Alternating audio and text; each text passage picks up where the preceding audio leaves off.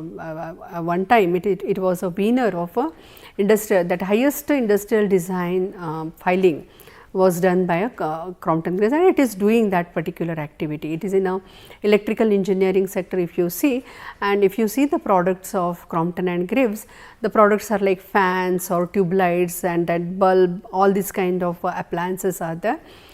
And the various designs you can see, it means a dedicated design team is there which is working on developing that particular kinds of designs, and that designs are registered.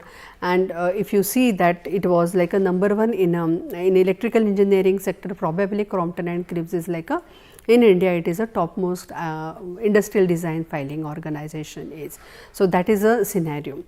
Now, moving further, what we will do here now, that as we have received the information like okay, these are the organization, this is the number, and these are the particular things which can be protected by industrial design. Now, we will see the example of a